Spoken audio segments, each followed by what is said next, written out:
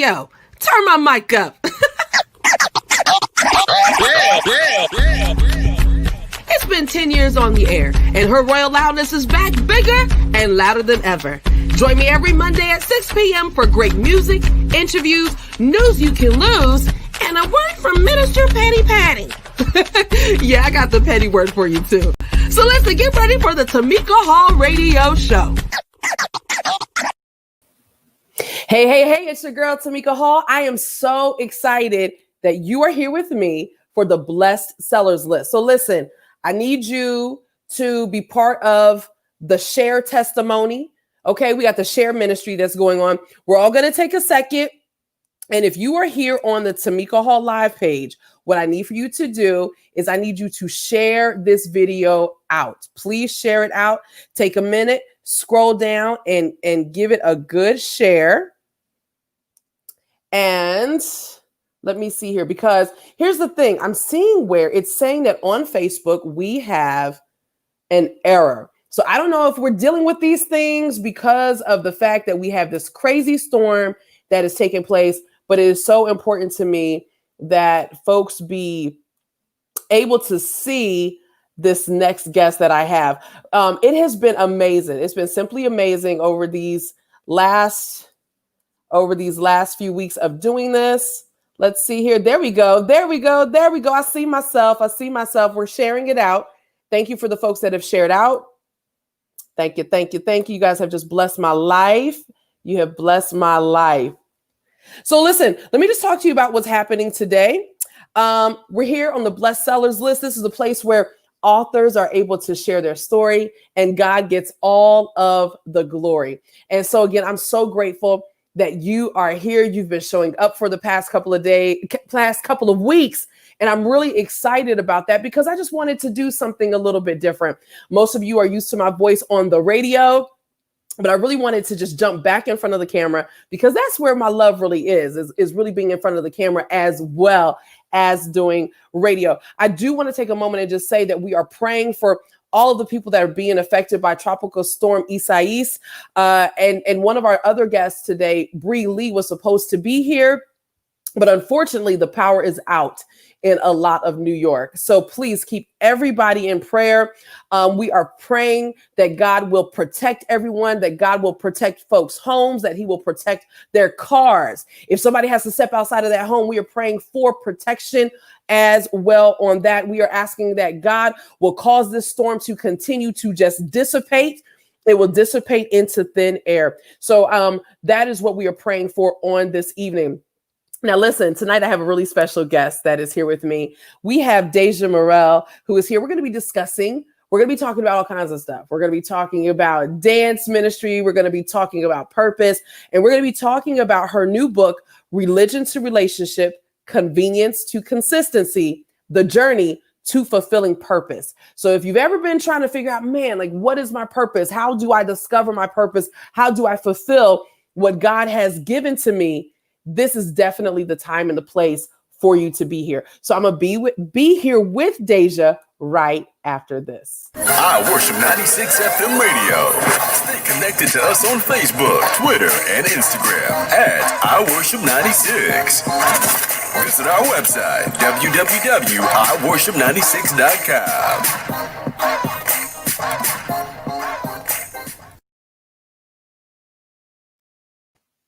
So we're back. Listen, if you are looking for music 24/7, you're looking to hear really great programming, go to iworship96.com and you'll be able to do that. Now, with that being said, I'm excited to welcome Daejah Merill to the show.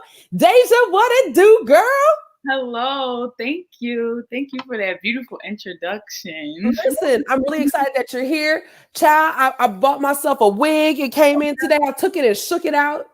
Just for you, Daejah. Thank you so much. I tried to do the funk.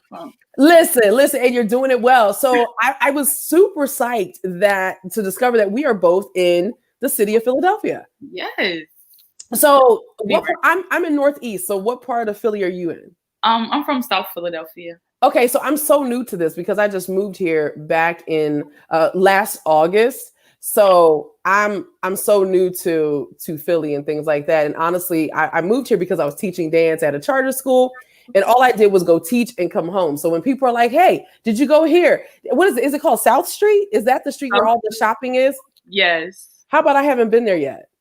Because when I had the time to do it, then COVID hit. So like I didn't even go. It's a lot of stuff closed right now, but they're opening back up stuff outside. You could go on South Street. But yeah, well, it's too hot. Like I need the heat to return back to the gates from whence it came. Like that is that is so important for me that it does that, because it is entirely too hot. So listen, I'm really excited.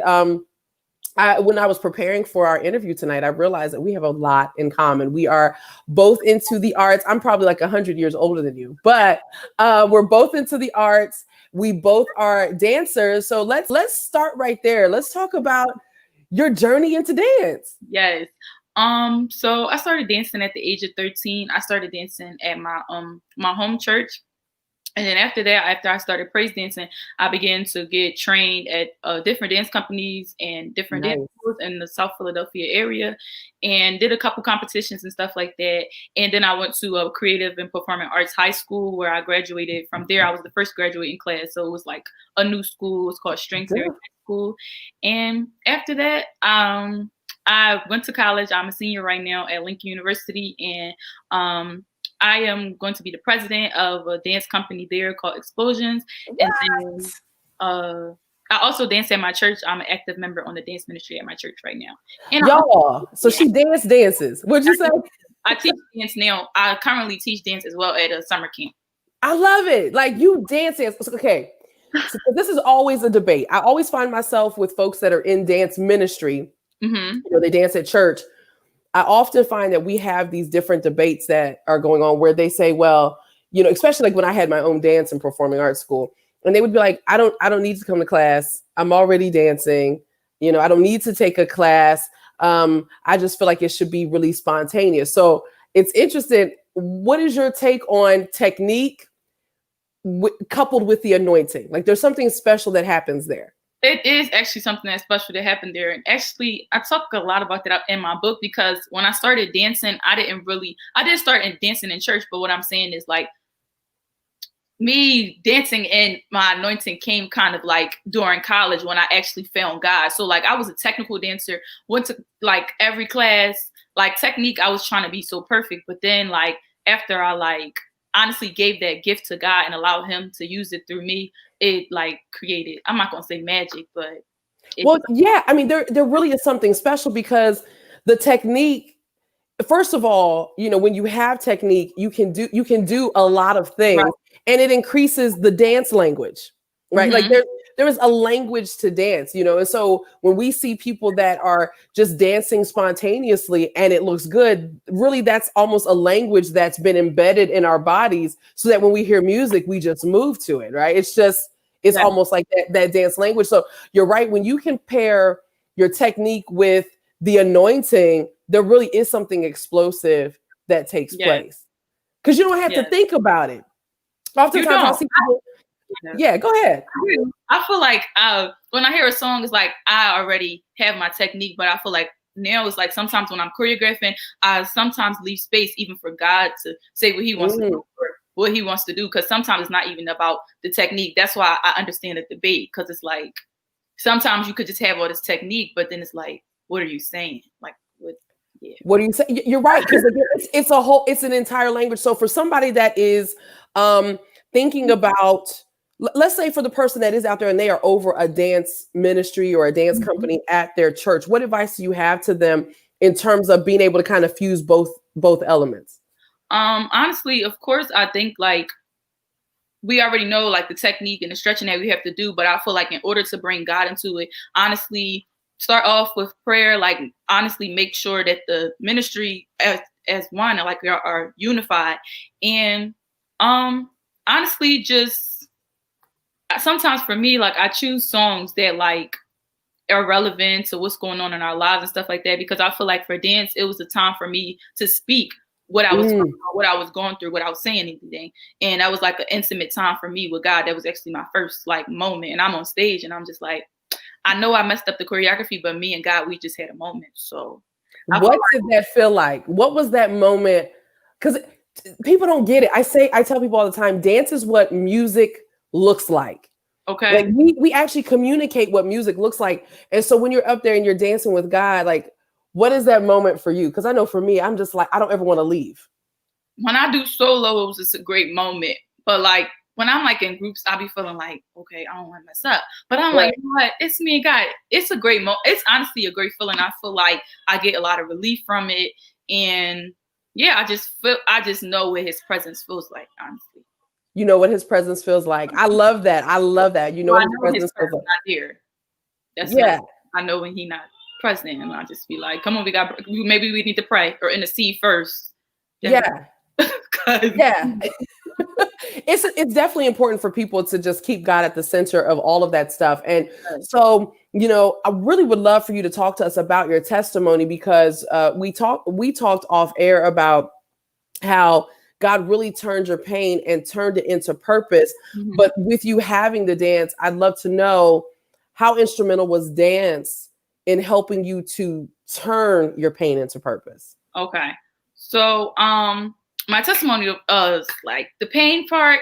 So, at a young age, in my childhood, I went through trauma. So I was molested by a family member, and then that member also went to my church, my home church. And so when I started dancing in my home church, I feel like now looking back, I could say that I was like a child that kept it kind of bottled in. Even after I spoke up about it, it was feelings and emotions that I was going through by myself. Even when I talked about them, it was like, yeah, by myself. So as I started dancing and stuff like that, the songs and the things that even the person that was helping me with my dancing even was choosing, it was like somehow, some way I was able to connect to the meaning of really needing God, or really just expressing how I felt. And I felt like dance kind of really pulled me through. Not kind of, it actually did. And after, like, I kept dancing, and that was something, actually, sometimes I used to do it to keep me busy from even not doing emotions. So sometimes that wasn't good as well. But I was a very trained dancer. Like, I danced at school, I went home, went to dance school. Like, I'm always there. Like, it's just dance school. I was a student teacher, like dance school every day. That was my life. And so then that's when I kind of like stopped going to church, because it was like I was dancing so much, and that became like something that I was so focused on, because it was like what I was good at, honestly. And I didn't have to, like, I don't know, I could just leave my emotions on kind of And like a couple of my dance teachers, they I started like telling them like the certain things that that happened to me, and they were able to even help me with that. Like, okay, well, let's make your dance about this, or let's make your dance about self-love, and just stuff like that to make me understand it and be able to see like put my things that I was going through and then together.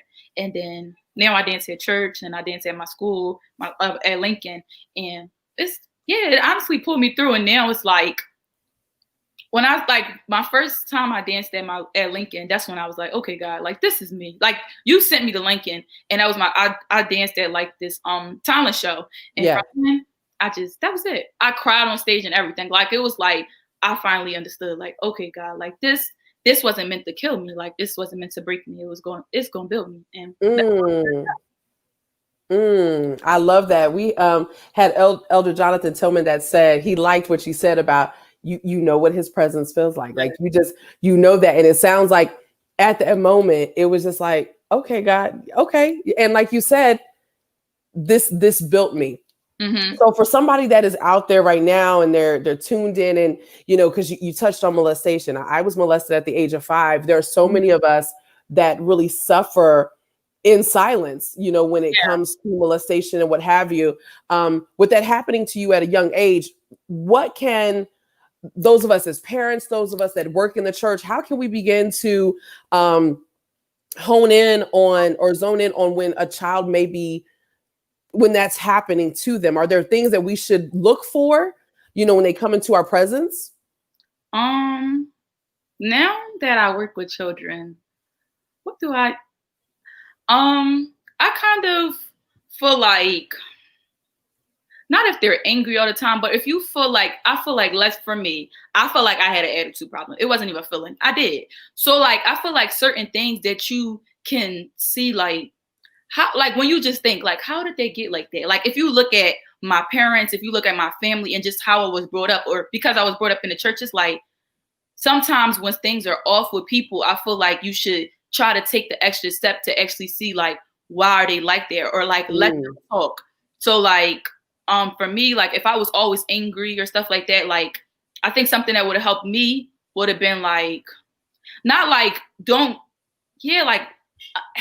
help me understand my anger, or help me understand why I have an attitude, or help me understand why when a lot of people are talking at once, I can't take it, or help me understand when I'm alone with this family member, or I'm alone with this many men. It's like I leave the room or stuff like that. But I feel like it's not always easy to observe, honestly, because to be quite honest, I hid it for a long time. So sometimes I feel like you can't always see it.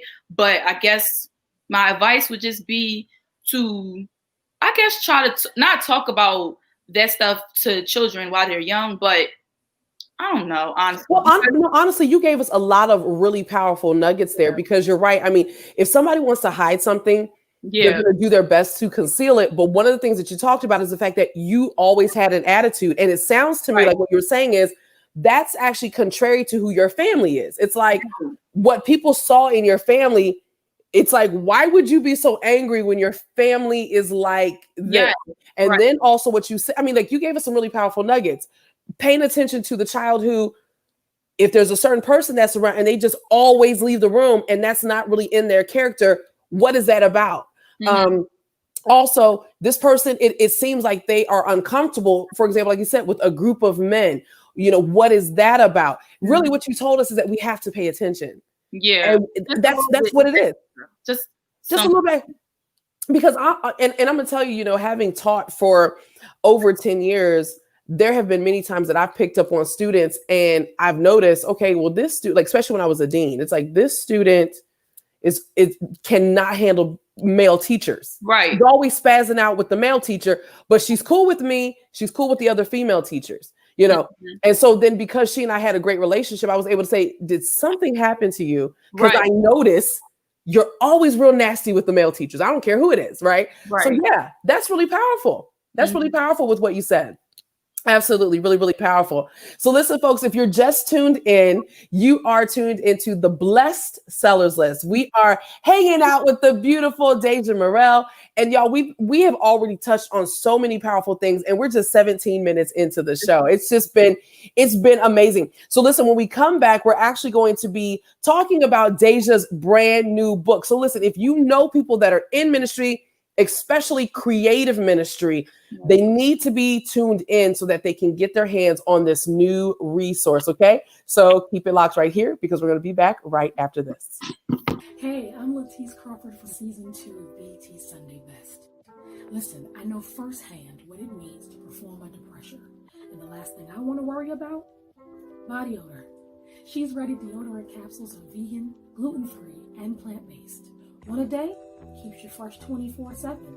So if you want to be worry-free and odor-free, go to www.shesready.com.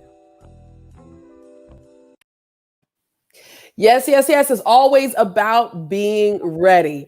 And I'm really excited to have Daejah Merill, who is here live with me on the Blessed Sellers List. Listen, if you are just tuning in, do me a favor, share this out with your community. We're speaking to a dance minister here who has technique. She understands how to fuse technique and the anointing. And y'all already know I love anything when it comes to dance. I love that. So this was really exciting for me to be able to have a fellow dancer on the show. So Daejah, let's jump right to the book. You have a new book out, Religion to Relationship, Convenience to Consistency, The Journey to Fulfilling Purpose. So talk to us. What is your book about? So my book is about, I'm going to talk about the title, and I think that'll help me talk about the book. Absolutely. Yeah. So basically, like I already said, it's an autobiography. Of course, it's about me. And it talks about basically my testimony of going from, can you hear me? Yeah, you're good. Oh, I can't see you no more. Honey, this is a television show. Listen, we do it big here. I got you get the fresh hair. Yeah, you get the fresh hair and the red lips, and we try to do it big here. Yeah. Okay, let me keep going. So, so basically, I was like, it's not okay. So basically, it's about my understanding of understanding that you need to have a relationship with Christ in order to fulfill your purpose. So like I was talking about me, I grew up in church and I've understood, like, I think I was, because I grew up in it, it was kind of like something that I just started doing. And actually having a relationship with Christ is actually something that you choose to do. So I feel like I was wrapped up into trying to look a certain way and trying to be a certain way based off of how I grew up, that I didn't really was able to experience Christ for myself. And so the way that I was able to experience Christ for myself was to actually pursue a relationship with him and let him know and let him understand the secrets that I was told and the things that I was keeping inside that I didn't say in church, the things that I just, it just was like, I didn't really understand how God was so good, but my life seemed so horrible. And I just, so I was just like, God, I don't understand why these things keep happening to me. Like, I just didn't understand. So, like I said, I started going away from church kind of. And then when I went to college, that's when I fully gave my yes to God and actually did a relationship by myself with him. And I guess it was like that. It was kind of like an isolation stage for me to even come from my home church, to even come from just home and just being alone. Sometimes when you're alone, you finally could deal with like everything. And then you're like, okay, this only thing I know how to do is to surrender to God because I grew up on this. Yeah. So bring me up in the right way. Now I'm back. Just give me a second. Yeah. I'm back. Oh, okay. And so the ending of the title, Convenience to Consistency, is basically, as I began to pursue God, I saw that my relationship with him was convenient. I only called on him when I needed him. And wow. So now I've understood that in order to fulfill your purpose, like sometimes I kind of started knowing my purpose when I started pursuing a relationship with God, but in order to fulfill it, you have to remain consistent with him in order to do it. Like it's all through him. Like, so you can't do anything without him. So if you are convenient, then God gonna seem convenient. But if you're consistent, then you will see him consistently continue to bless your life and continue to heal your life and just allow you to see that it wasn't meant to break you, and that he wouldn't have put that on you if you couldn't bear it. So that's yeah. So okay, so you're talking about fulfilling purpose. So in your thought process, what is purpose? Because I know somebody is probably tuned in listening and they're like, God, I have so many talents. You know, I have so many things. Why exactly am I here? What is my purpose? I would say purpose is, of course, like my cute definition. It's honestly what you're destined to do on earth. And I feel like it always has to do something with you're passionate about. It has something to do with like your gifts that really sometimes we don't see because we try to like, I don't know, try to be like everybody else. And we don't like see those small things that we can actually do. Or for me, dance was something that I'm passionate about, but I felt like this might not be able to make me money. So I'm just try to go like do another career that I felt was for me. But now I'm starting to see like, wow, like this dance thing pulled me through. And now that I'm healed, I'm healing, it's a process.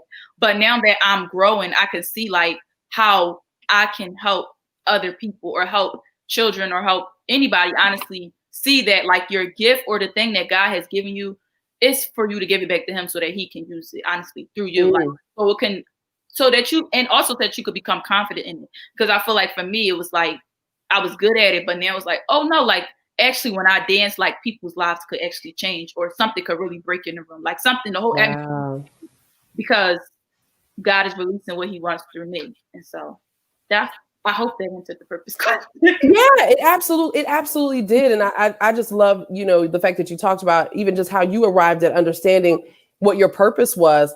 And it's amazing that you talk about the fact that, you know, initially you didn't even know if dance is something you'd be able to make money at or what have you. And, you know, I oftentimes will say that our purpose is tied directly to that thing that we would be willing to do if we never made one penny from it, you know.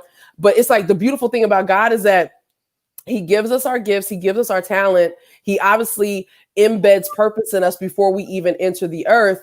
And because he does that, when we give it back to him, he blesses us abundantly. Like he'll cause us to shine. He will give us money with that. So I just think it's such a beautiful thing. It's such a beautiful thing. So, okay. So who is the book for? So my target audience, honestly, I'm always talking about it's for everybody because honestly, it is for everybody. But I kind of wanted to target it to people that, of course, not just grew up in church, but it could be for believers or non-believers because honestly, I feel like sometimes this book is to help you understand also what a relationship with God kind of looks like. It's not just like, yeah, it's just, it helps you to understand, of course, through the lens of my life, but also see like what a relationship with him looks like.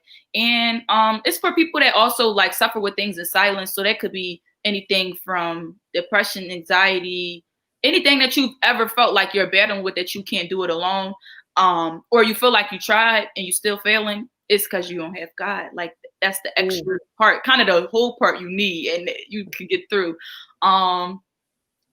It's also because of course right now I'm a senior in college, so it's also for like college students, because I feel like sometimes like you get to college and you really just, well, for me, I was going to college and I was just going like do me, and that's when I feel like wow, in college I found God. That's kind of not weird, but that's not the story you always hear. Right. I just feel like in college you're also trying to like make it to your goal of, you know, whatever major you chose to do, but it's like I feel like when you find God in college, it helps, because also if you living on campus, you by yourself, you start going through certain things. And for me also, that's another part of my testimony of just when I went to college, my freshman year, I was also sexually abused. So it was kind of like, wow. God, okay, this little thing, this sexual stuff is not working for me. Like how do I keep ended up in a situation like this, and how can I heal now? Because at this point, I got to stay at the school. You sent me here. So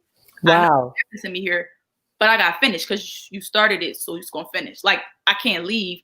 So it was like, yeah, it's just for, and of course the certain things that I struggle with after going through that. So it was like, I was like using other things to fill the void. So it was like, it talks about like self-love and not always trying to find yourself in other people. And I had a season of like just drinking a lot, just in college, like that. So it also just helps with that, and how like, honestly, when I gave my life to Christ, and it didn't all change in one day, but my desire began to change. And I didn't no longer want to be in those situations where I was numbing myself, because I could honestly understand how I felt now. Like I was healing now. It was no longer that I was broken. It was kind of like, okay, you're healing now. So what you need to numb, God is showing you and God is helping you through it. And so my desires just changed, and he brought me out of that because I was on my way. I don't know what was going on. On your way out. I understand. And it's like I said, our stories, they just parallel so much. I mean, I was molested at the age of 5. As a teenager, I was raped. And when I got to college, I remember I actually started trying to figure out ways to help other people. Yeah. And I actually became, one of the founding members of the sexual assault response team on campus. And I actually started training and teaching mainly the females, but we actually were talking to the fraternities as well, just about how to protect yourself and how to stay safe on campus. And I understand that this is something that this is a piece of your pain that you've turned into purpose right now. So talk to us about your movement with sexual abuse. Honestly, right now I'm on a ministry at my church, sexual abuse and domestic violence. And with those group of women right now, like we're healing together. And honestly, I feel like certain things we're trying to offer to the community as well. So we're going to do like we're planning a lot over there. But for me, like me personally on my college campus, it's certain like talks that we usually have, or people will ask me to speak on a panel about it, because it's like now I can speak about it because it's no longer like ashamed. I'm not no longer ashamed. So it's like now I'm comfortable to be able to say this would happen, but now I'm here. So it's kind of like I talked to like, and also I was a peer mentor, meaning that I was helping the freshmen that first came in. So it's not like when they came in, I was like, just make sure you be safe. No, but it was like, I was very cautious of them and just their lifestyle on campus, and making sure they understand, like, if you ever went through this, I'm here. Like, I understand it, and I understand you going through it, and you feeling like the person that did it didn't really get in trouble. So like, I get it. Like, I understand. And yeah, I kind of just like, I'm that get healing kind of person, but also don't be afraid of going to counseling. Don't be afraid of all those things, because that's what we need. Honestly. Absolutely. We do need that. And I mean, I know I took advantage of that. I took advantage of it later on in life. I wish I would have known how important it was earlier, but it was a blessing. It was really a blessing for me. And so it's awesome that it appears that that this book is really almost like a memoir of yours so far. I mean, you're still really young, but it's a memoir so far of your life. So what's the takeaway that you want people to take away when they actually read the book? The takeaway I want everyone to be able to take away is that the same grace that was allowed to me is allowed to them. Like, wow. No matter if your struggle or whatever you went through can't really correlate to what I'm saying, I feel like some way, somehow you can find yourself throughout the book and be able to understand that, like, if God did it for Daejah, then he can do it for me. That's kind of the only thing. Also, I just want to win souls for Christ. And I want to win like believers, like not like go to church on Sunday and then that's it. No. Like the first part of my book says Christianity is not a religion, it's a lifestyle. Like make it your life. That's how your full transformation comes. Like it's been people that's been in my life since I was broken and now they see me and I'm healed. And it's like a real transformation. It's not like a fake act that I do anymore because it's like, no, this is really real. That's honestly it. And honestly, to continue to be intentional about your relationship with Christ, because it's like what you need to get through. Like this pandemic, the only way I got through is because God kept me. My mind, He kept all of it. Because I understand that if you really don't have God in this time or you don't even feel like He can hear you, it's kind of like, no, a relationship, like the same relationships you have on earth, you talk to them, now you can hear their voice, now you understand it. That's the same thing with God, like, and that's how all your other relationships in life, this way will prosper. So like, that's it. I love it. I mean, and we got people that are saying like this takeaway, woo!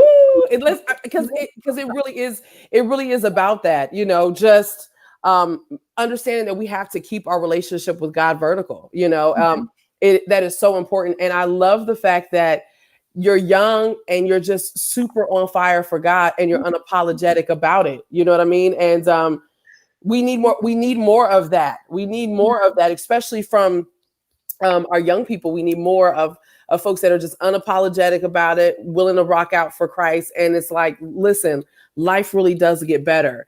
I feel like it's amazing. I grew up, my parents are pastors, so I grew up a preacher's kid. And so I grew up, I grew up knowing that God was real. I've seen so many things that other people don't necessarily see, but I feel like I really didn't get to know God for real until I was completely by myself. When I moved here, really, is when I really understood, okay, God, you totally got me. Like you totally got me. And I really began to understand God. And I really began to realize that when I read his word really will speak back to me, you know? Yeah. And it's like, why did it take me to be 39? I just turned 40 in June, but I really feel like I got it when I turned 39. Yeah. And I was like, yo, God, you really dope for real. You know what I mean? Yeah. Like you dope, I think the reading the word that hit me, like, I just knew what I knew when I grew up. Like, I just knew what I was taught. Like, it's not that I felt like I shouldn't have read my word, but it was like, okay, like, I know the Bible stories.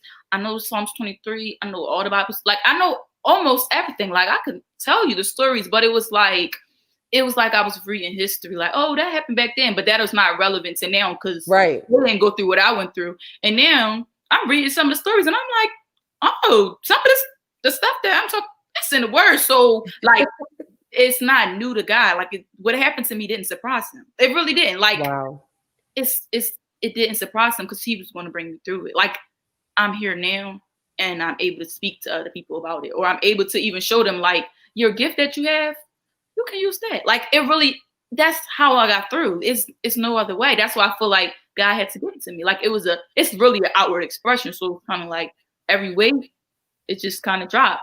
But reading the word, it convicts you. Ooh, that word right there just gets you real. I be like, okay, let me read another scripture. Like, whoo, God, you dropping this one on me. But honestly, I've learned to like not just read it to like check it off and like, okay, I read my word today. No, let me read it and study it, meditate on it, and apply it to my life. Like, absolutely. The application part, I felt like I I kind of used to be stuck there. Like I knew the word, I could quote scriptures, but it was like, oh, you ain't really know it. Like my life. That's another thing that I feel like is a big part of my purpose. I really want my life to attract you to Christ. Like not sometimes I don't say nothing. Just the way that I live, or just the way that I have joy in a certain situation that could have probably made you crazy. But like I know what God said. So this situation right now, oh, he's not surprised. So it's no need for me to be sitting here worried if I call myself his child. Like, come on. It's just, not. How old are you? I'm not playing. I'm only 21. I'm on my way to being 22 in September. No, you've just really blessed me, because like I said, you're speaking the things that I feel like I finally allowed God to be all of that to me. Growing up a preacher's kid, it didn't matter. Like, and God has brought me through so many times, but I really just did not get it. I didn't get it. But once I got it, I was like, yo, listen, Lord. It's like I got it. You can't make me doubt him. Like it's no way. I've experienced him I experienced him by myself for myself. That's it. Like that's what it is. Look, I don't mean shut up for real, but girl, that's good stuff. By myself for myself. So it's like when you experience him, it's like you can't. Then it's like when I feel like I should doubt him, I'll be like, well, God, you did come through that last time. So it's like he builds my faith in him as well. He builds it like with just, he said he was going to bring you through, right? So why you worry? Like, just keep praying. You better speak. Y'all, we got the dancing preacher on here tonight. I absolutely love it. I love it, girl. Listen, because he just, like you said, it really is that simple. It's like, yo, like, well, God, you did it before. So, okay, I got you. I expect you to do it again, because that's what you said. And you said it in your word. And not only did you say it in your word, but you showed up in my life, and it's explosive. How can people get a copy of your book? My book is available on Amazon. I think the link is below. And also you can just look up my name. You can either type in my name, or you can type in the title. I know the title kind of long. And y'all can see I'm very long-winded. That's why the title's that long. But we thank God. He gave it to me. So it doesn't matter. It really doesn't matter. But it just, that's it. You're a preacher, and preachers never apologize for being long-winded. So don't ever do that again. All right. I should talk about some dancer and preacher. Talk that, honey. That's right. Talk that talk, girl. Talk that. She's really showing off. No, she's not. Listen, you're speaking to everybody, because and I'm sure she will corroborate. She will agree with this. If you were sounding a hot mess, she would not be commenting at all. Nope. If you were saying something that wasn't right, she'd probably be sending you messages like, "Yo, Daejah, shut up," because you're not saying like you're not saying some stuff. Yes. Oh, I love that. Siani says, never gave up, only pushed harder. A true queen. Oh. I just can't stop. These are the folk. I'm trying to tell you, they saw me when I was a little crazy. So this version, and I love when people around me can embrace my newness. Like, I know you saw me when I was hurt, right? Uh-oh. I know that you actually probably liked it because I was depending on you. Right. But now I'm healed. And when people can embrace the new you, it's kind of like, oh, so you're supposed to be with me. So that's why certain people that wasn't supposed to be here, they're gone. And that's because I'm a new person. So it's just like, you either with it or you're not, because I'm not going back. I'm not. You probably didn't see how hurt I was. You probably really didn't, because I was a very, very smart. I had a lot of awards, but I was a little, but here I am. Just thank you, God. Praise but God. God. But God. Asha says, the newness, we love it. We love you through it all. And you're right. Those are the people those are your real people. Those are your people that, like you said, they see you at your worst. And then when you transition, because oftentimes when we transition, and God is changing us and God is molding us into a totally new creature, oftentimes people just can't handle it. Right. And what I love about God is he loves us so much that he will literally take people out of our life because they don't need to be there anymore. Right. They can't handle your truth. They can't. Right.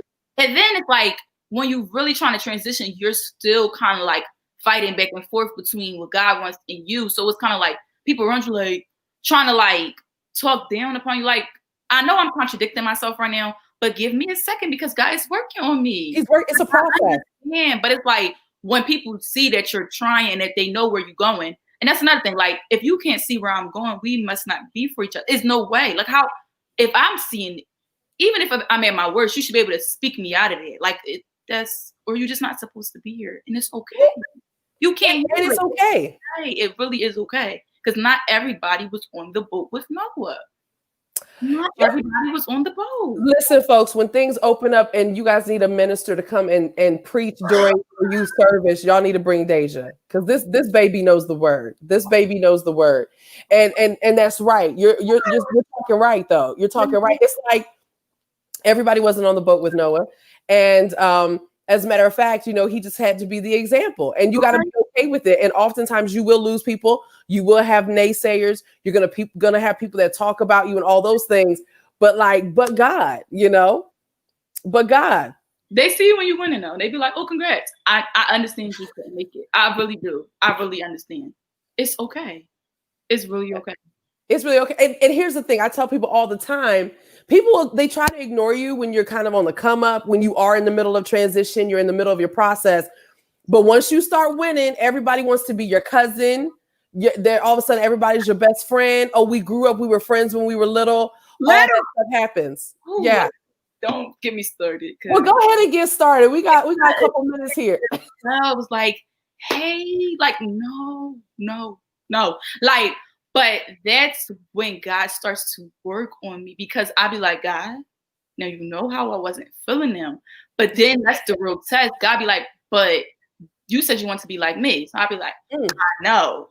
But like, why all right. But like, why God? I understand. So it's like the test be when God be like, but pray for them or talk to them. Because now that you're in place, maybe you could get them in place. Like they couldn't be with you on your way.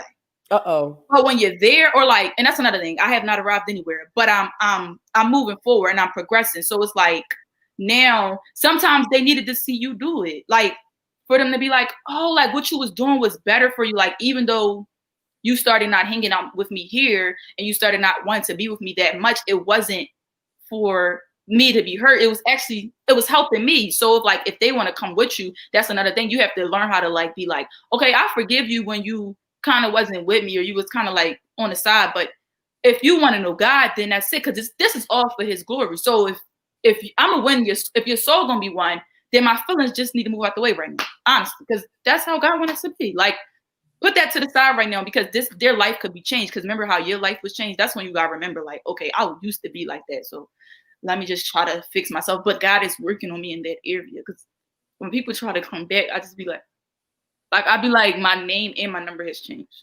And I lost your number and probably blocked you too, just in case. Just in case. You might only be able to reach me on Instagram. Maybe. Because I probably blocked you there too. And especially now that Instagram has everybody like in the other category. You got the primary, general, other. Yes, you're probably in the other. Upgraded my page today. So I'm like, primary. Okay, God. Oh, it's not like that on the regular account. It's not. I just when I became an author, mine's uploaded. I said, oh, maybe I should. Yes, that's good. My page. It's important because I really do. Honestly, I see so much more than just you being an author. I really can see you standing in front of the nations and you pulling along some young people. I do. I see that. I see you standing on a platform and you speaking to young people and you imparting into them and you really raising up a remnant and showing this generation that is coming behind you, that all of us that are older, oftentimes we feel like they're lost. You're going to be a voice where me at 40, I can't reach them the way that you can reach them. Right. That's going to be you. So I'm glad it's time for the upgrades. It's time for the upgrades. Yeah. He's doing a new thing at this point. That's what I tried to like. I'd be like, God, like, all right. Like, I understand I just wrote the book. And then like, he just be trying to, God just really be like, Daejah, you still see yourself right here? And I'm bring you like right here. So it's kind of like it's an uphill thing, but this was one thing I was like, wait, I really wrote a book. Like, okay, like I guess I need to just stop talking down upon myself, because at this point, my friends is just, please pray for them. They just keep talking about their sleep stuff. But because honestly, they bore witness with what I was saying. They see that. I wasn't just saying that just to say it. I know what God tells me. Like they see that. We see that. You're going to be preaching to the nations. You know what I mean? It's not going to be just about the dance. Sometimes your dance is going to reach people that may not want to hear the word. So the dance gives you the ability to communicate God's word on a different level. But when you open your mouth, it gives you something else, and there's a deeper context to everything that you're doing. So this is just the beginning. So whatever God is showing you, even if it feels too big, write it down. Because honestly, God may be showing you things in phases. Like what God is showing you, he may be showing that to you for, I don't know, even 5 years down the road. Write it down, because who knows where the path is going to go. But like I'm telling you, for example, we had Elder Tillman that was on here. He's in charge of the youth ministry of a very large ministry out in Maryland. And they bring in people to come and speak to the youth. So, I mean, like people are going to see you and recognize that you are a daughter of God, like for real, for real. Let's talk about writing the book because we got a couple minutes left. And for those of you that have been commenting, thank you. Go ahead, keep them coming. If you are in the process of writing a book, you've been thinking about writing a book, you want to know the next step, this is kind of when we're going to give some of those author tips. I'm pretty sure because Daejah's she's a preacher baby like me. And like when we're like that, we're radical about God, we can't help but talk about him. So I'm pretty sure this conversation is going to keep going. But if you do have questions, this is the time for you to start typing them in because it takes us a moment to even be able to see them. So go ahead and begin doing that. So Daejah, let's talk about the journey to actually writing the book. When did you know that you actually should put your story in a book? Because the testimony that you have, wow. I remember when I started writing about my life and I was like, God, are you sure? Because this is really personal. Right. So at what moment did you say, okay, it's time for me to put all of this into a book? Honestly, I always wrote a lot, but it was like journaling. So I didn't really like see it as that. But I guess going to school, my freshman year, I remember I told y'all my freshman year wasn't that cute, but the Lord has changed me. But like, I got a prophecy like you're going to be an author, and I was really laughing at him. Like I was like, okay, like you don't even know, like. All right, like, okay. I'm like, but I'm good at math. Like, never was this English, but no. But I just held on to that. I never really thought about it. But then in my senior year, when we were sent home for quarantine, they sent us home. I'm like, Lord, what shall I do? And I was finishing this last assignment for my school, for my class. And it was a public speaking class that God told me to take because I don't really like talking in front of people, but God is showing me what you need to do. Like, so just go take a class. I took the class, finished the assignment, and God was just like, keep writing. And I'm just like, about this topic. Like my last assignment I turned in was my prologue that's in my book now. So I'm like, keep writing. Wow. Finished like one part in like literally one night. And I'm just like, and I'm like, God, I really do talk a lot. And I never really understood where to put my words at. Like, where do they belong? I was trying to see like where God saw me at, you know? And so I just kept writing, and through this whole time, like I said, when I said God kept me, he really did. Like he kept my mind on him instead of a lot of stuff that's been going on. Not to say that I was oblivious to it, but it was like, this was the assignment that I knew that he was telling me to do now. And I'm like, all right, well, I got the confirmation. Like, I keep writing, and I wake up with this revelation. I wake up with this. I'm just like, okay. Then I was just reading my word a lot. And like, I feel like this was a very time where I feel like I really was consistent with God. Like, that's how I was able to do the book. It was no other way, because it was like some moments I'm writing and I'm like typing. And I'm like, why are you angry about this? So also showed me certain things that I didn't really heal from yet, like certain triggers or certain small things or certain people that I still was like, oh, then I was like, God was like, just erase all that. You can start over. So I was like, wow, like it right. told me it's time to just do it. And honestly, I guess for me to understand, like, okay, put your story in the book.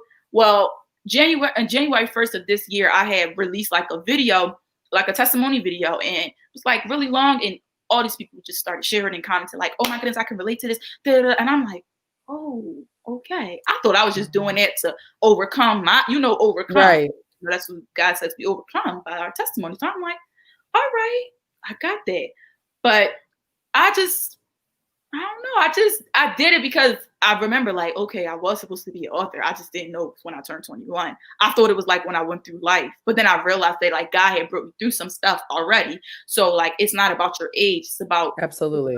It's about what you've been through. Honestly, anything. And I guess I came to a point where my story actually mattered. That was how I was able to do it. Because I'm like, my story does matter. What I have to say, it really do matter. Like, it does. Like, even if it didn't feel like it mattered when I started speaking up about it, it matters. And it's helping me heal. And it's going to save some people's lives. So that's why I was like, okay, God, we seem like we if you with me, I'm with it. Like, if you backing this up, then we good.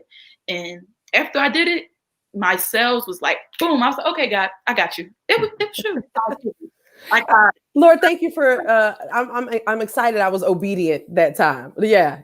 I'm glad I was obedient that time. So for the person that's thinking about writing their book and they're having difficulty with where to start, what are your thoughts on that?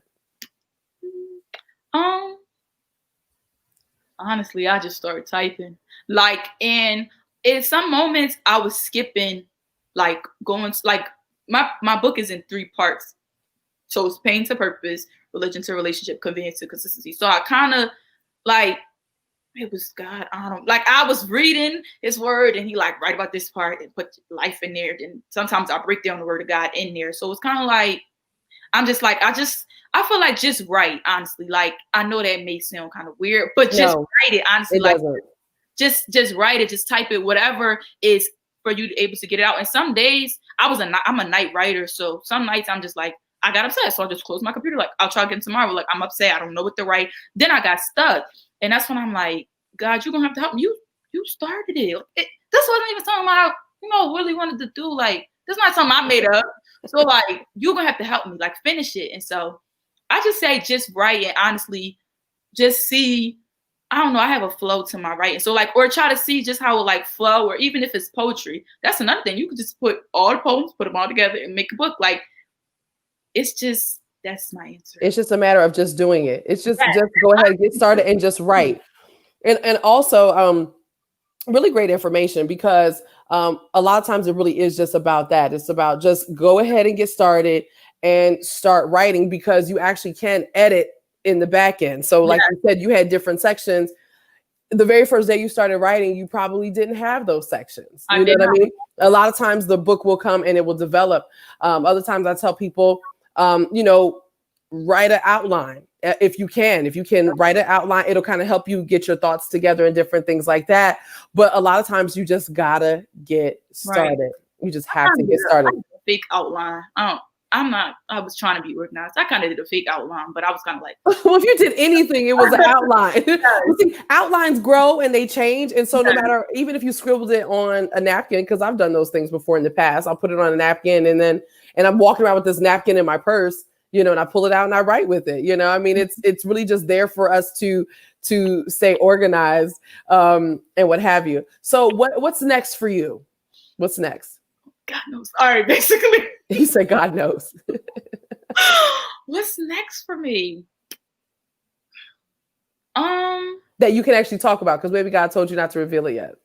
At this point, I'm gonna finish school, finish my senior year. Right now, it's not even right now. It's virtual this year. So the whole entire year, they've already kind of said it's the whole year already. Well, right now it's just the first semester, but I'm just like, you know what, God, let me know so that I won't be like worried and anxious about an answer, because sometimes the school, we're not gonna talk about that right now. Anywho, yeah, so I'm going to finish school. I'm probably going to continue my education right now. My major is criminal justice. Figure out what I'm going to do for my master's degree. Like, this is all God. Like, I don't really know, because now this whole book thing, honestly, I do see myself growing in ministry. I'm gonna stop lying to y'all. Honestly, I just feel like God is going to He continue to grow and develop me for, I guess, speaking. I feel like that's kind of the next thing. I'm not starting a new book yet. I don't know what the Lord, because I'm like, God, that was enough for me. But then he always gives us a second book. Okay. I'm sorry to tell you. I see myself doing a lot of stuff with dance. So basically, now that I'm going to be like, and I feel like it's all a part of God's plan, honestly. Now that I'm staying home, I do teach dance right now. I actually teach dance at my church. My church's camp, and that is going amazing. I've honestly seen myself being able to help kids that literally used to be me, kind of like sometimes some of them, if they deal with like being upset or angry, I'm like, just dance. You could dance it out, or you can talk to me, or I can pray for you, whatever that may be. So it's like, I just feel like God is showing me how to do it for children, like to be able to reach their level, because then it's kind of like you can really talk to anybody. Like if you could break it down to them, if you could Absolutely. help them understand, and that's how God says to become like a child anyway. So I'm like, God, this is like, and first of all, I didn't know I liked children. That was one thing. I was like, God, this is crazy. Like, be with children? Oh no, that's not my forte. Yeah, I didn't like kids either. Like, and then children just fell in love with me. Now, I'd I'd be at work and I'd just be like, I love y'all so much. And seeing them, their end of the year performances on Friday, and I'm just like, y'all really learn. Like, y'all know everything. And it's all biblical, but some of the dances are like, this is what this means, and be able to connect it to this. Like, you have to show them how to express themselves some way. Yes. So like, yes. I was like, no, you're going to do this. And honestly, in the future, I do see myself with a dance school. Like, I'm going to just say it now. Because Absolutely. I say it, I used to just be like, a dance. No. But it just makes sense, because it's just like, I kind of got dance in the anointing. So it's kind of like, it can be for some people, you know, it can't. Absolutely. Some people just dance as a hobby, but it was like, no, this is my passion. Like, it actually brought me through a lot. And now it's like, and now it's part of your purpose. It's just, I just put creative stuff together. Like, you go over there and everybody just dance, and it just works. And it works. And it works. I love it. I love it. Stuff that I see, but I just don't know the order. But I am connected to who? God, He knows. So I don't need to worry. I'm gonna just keep walking in what He told me to do, and hopefully, it's all gonna work out. It's all gonna work out. So, Daejah, how can people connect to you? Because I'm sure there's a lot of people that are like, "Who is this young girl?" Oh. Yes. How can they connect? Well, my Facebook is Daejah Lee Shay. It's tagged under. That's my Facebook. My Instagram, that's kind of where I'm more lively at. It's Daej_dance. So it's DAEJ_dance. And that's honestly all I have. That's beautiful. Yep, that's it. That's it.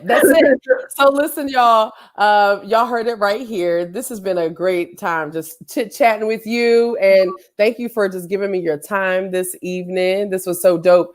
Listen, folks, I want you to stay connected to Daejah. Make sure you get her book. Go to Amazon, grab her book, Religion to Relationship, Convenience to Consistency. That's right. Hold it up, boo. Hold it up, boo. The Journey to Fulfilling Purpose. Also, as you saw right here, this is somebody that definitely can reach the young people. So bring her in, even if it's virtually. Have her teach a virtual dance class, or have her work with your dance ministry virtually. She can do all those. Look, you hear me just speaking things that you can do. I didn't even ask you. Thank you. Yeah. Sometimes people around you guys speak it, or that people can see it right now on YouTube. Yes, absolutely. Well, listen, folks, I had such a great time with all of you on this evening. I want you to make sure that you stay connected, because we're going to be here next week. Same time, same place. Daejah, all these babies are just on here with Daejah. Let me see here. Let me bring you back on here. Yes, we need you. Yes, look, we got this right here. Yes, we are ready. Okay. Yeah, everybody is ready. I love it. Listen, folks, next week we're going to have Bri Lee that is going to be here. And I have not confirmed my second guest for you all, but I definitely want you to stay connected. Come back next week to the Blessed Sellers list, and you all have a good night.